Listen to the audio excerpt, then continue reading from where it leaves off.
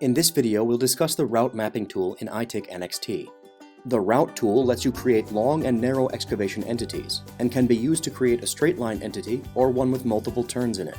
If you're doing a utility line installation in a new area, or repairing a cement walkway path that doesn't run along a roadway, this is the tool to use.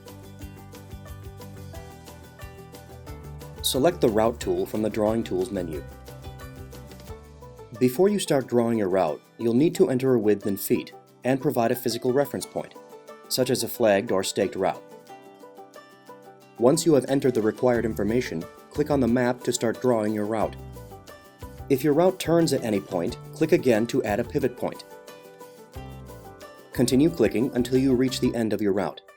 Double-click the final point to finish drawing. The route should now match the width you entered previously.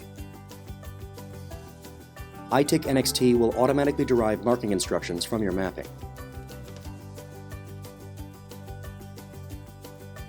Thanks for watching.